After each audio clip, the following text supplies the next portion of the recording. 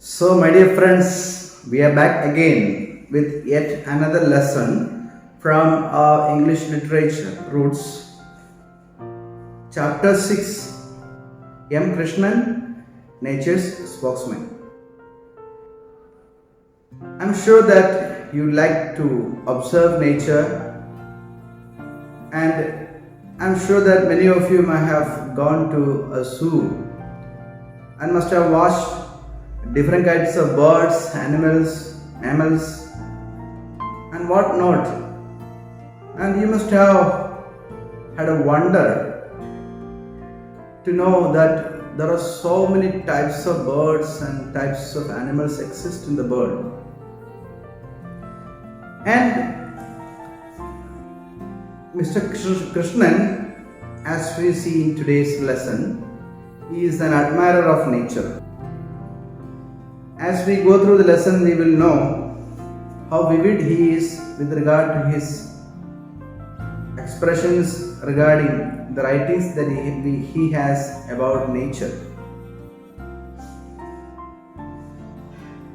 In one of the essays that he published in 1974, M.Krishnan wrote. So M.Krishnan is a short form of M.Krishnan. He wrote, "If we are wise, we can save India and her magnificent heritage of nature for the generations of Indians to come." So he says, if we are wise and if we are prudently making use of our nature, if we conserve our nature without destroying it, we will be giving a magnificent heritage of nature for the generations to come. If we don't preserve the nature, he says that most of the animals and birds that we see today may not exist for tomorrow, and our next generation may not be able to see such kind of birds and animals. They might extinct. We can give them a country to be truly proud of, he says. Will we? So we will find out more about M.Krishnan and his works from an admirer of his. Who is the admirer of Mr. Krishnan? Yes, that will lead us to the author of this lesson, who is none other than Ramachandra Guha.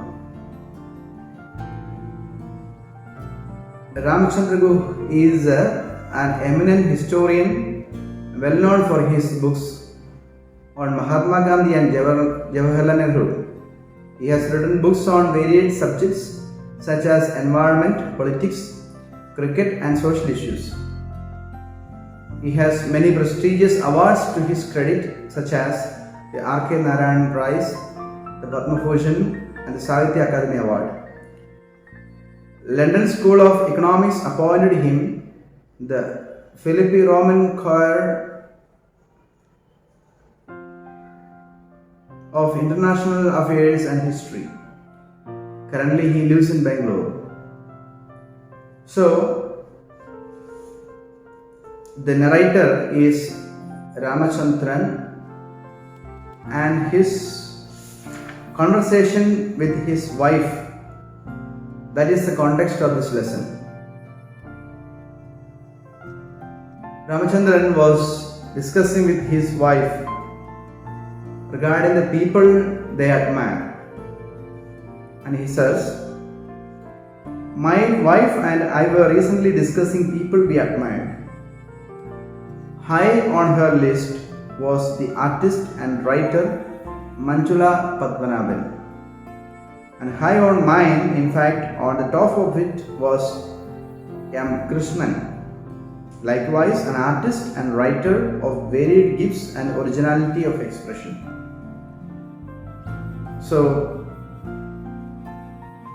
Ramachandran and his wife is discussing about the favorite persons whom they admire, and wife admires the artist and writer Manjula Padmanabhan, whereas Ramachandran was of the opinion that he admires M.Krishnan.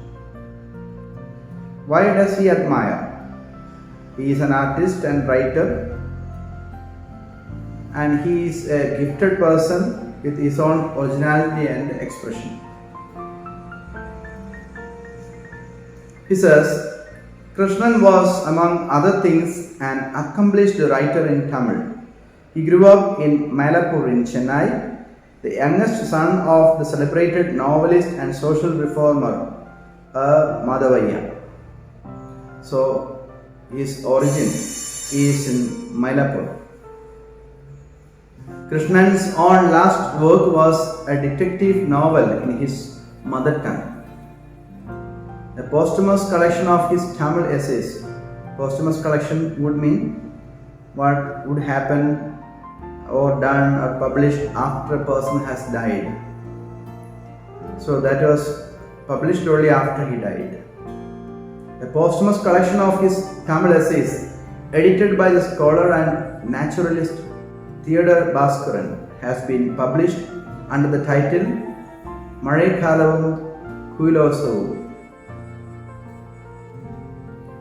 He was also a very talented wildlife photographer.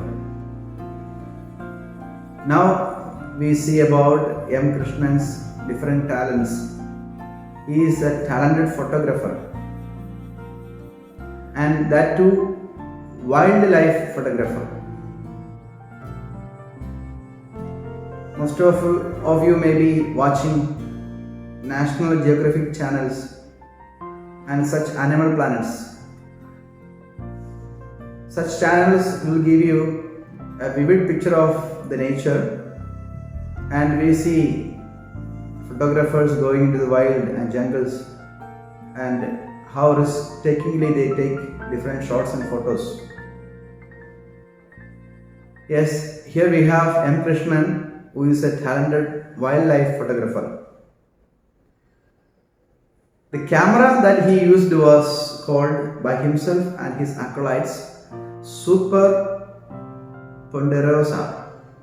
Why it is called Super Ponderosa?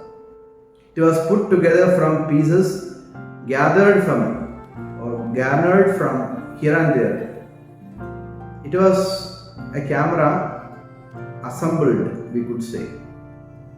His camera was assembled. A lens from East Germany, a cap and shutter from Malaysia, nuts and bolts from Burma Bazaar, the lot held together by some neighborhood strings. See, it is an assembled camera. Lens from East Germany, a cap and shutter from Malaysia, nuts and bolts from Burma Bazaar, and strings which puts all these things together from the neighborhood. But he took staggeringly good pictures. Okay, the camera is an assembled camera. The camera is called Super Ponderosa, but it is taking wonderful and staggeringly good pictures.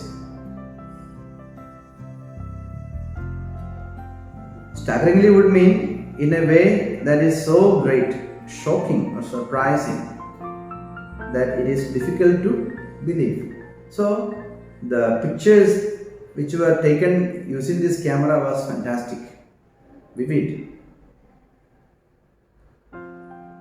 Some are represented in a 1985 collection called Nights and Days. Some of his pictures that he has taken is represented in 1985 collection called Nights and Days. Others, better still, in a book put together in 2006 by Ashish and Shanti Chandrola and T.N.A. Perumal, carrying the title I in the Jungle. So his pictures and his collections, which is taken in this wonderful camera, is depicted in these collections. Then again, Krishnan was a marvelous prose stylist in his adopted language, English. So basically, he is from Tamil Nadu. But he is also well versed in English. And he writes marvelous, wonderful prose in English. Growing up, I spent many enjoyable hours in his company, says the narrator, reading his fortnightly country notebook column in the Spokesman. Much later, I had the privilege of making a selection from essays he had published over 50 years. This book was published in 2000. It's called Nature's Spokesman, M.Krishnan and Indian Wildlife. So, the narrator, our narrator's name is Ramachandra. He is telling us that he had the privilege of making a selection from the essays that M. Krishnan has wrote, and he published this collection of essays in 2000. The name of this collection of essays, the name of the book was Nature's Spokesman, M.Krishnan and Indian Wildlife. Lastly, Krishnan was a pioneering environmentalist and conservationist. So, environmentalist, one who is interested in preserving the environment. Conservationist means one who is into the conservation of nature. He knew and practiced environmental education before that term had been coined. Even before environmental conservation or such kind of terms existed, he was already practicing it. Consider his essay, Nature Study, printed in the Hindu on 18th May 1947. See, even in 1947 he was speaking about conservation of nature and the environment. He says the school approach to nature study, wrote this former school teacher, is fundamentally unsound. He says that the way the children are taught about nature, the children are instructed about how to preserve nature, is fundamentally unsound. What do you mean by fundamentally unsound? Fundamentally means in every way that is important. Why it is called unsound? Because it is containing mistake, wrong way of teaching about nature. It is based on the theory that one must proceed from elementary understandable things. There is simplification and selection, and logical, reasoned steps guide the approach. The methodology in which children are taught about nature is unsound and unscientific, he says. He says that we must proceed from elementary and understandable things to logical, reasoned steps and approaches. But the fact is that nature is not simple, logical and reasoned. Thank God that is not so. There is no need to fully understand anything in all its structure and complexity to be alive to its charm. What makes living things fascinating is their behavior, not their anatomy. In our schools, etc., we learn a lot of anatomy about animals, birds, etc. But it is much more than anatomy and structure. We need to understand much more about the entire nature. What makes living things fascinating is their behavior, not their anatomy. Children in primary schools should get to know the common wild plants and birds of the locality. Birds, because they are so easily watched, they should learn a little later perhaps the stories of the domestic animals. So, according to Krishnan, children must start learning about the nature and about the environment and about the animals from their neighborhood, from their locality. Birds, because they are so easily, they have to watch the birds. They should learn a little later perhaps the stories of the domestic animals. They should be taken out to see nature for themselves and be given pleasant books with gay, colorful illustrations. Children love them and will readily interest themselves in any text if it is free from morals and illustrated in color. So this is how an education of nature must be given to children, he says. So children must be given a lot of time for observation. They should be given time for nature walk, as we have done. We have to observe nature, and we have to observe different types of birds. We have to read colorful illustrated books about nature and birds. Krishnan was India's best all-round naturalists. Salim Ali knew much more than him about Indian birds. So Salim Ali is an expert advisor on Indian birds. Jim Corbett better understood the behavior of large mammals in the wild. Some botanists were more closely acquainted with Indian plants, some herpetologists with Indian reptiles. But no one knew as much as Krishnan about so many different aspects of the natural world in India. Though these people were very much experts in their own fields, none of them would come closer to Krishnan for his knowledge about the natural world in India. Krishnan lived and died in Chennai, known in his time as Madras, but spent much of the year in the field accompanied only by his camera, a notebook, a sketch pad, and a change of clothes.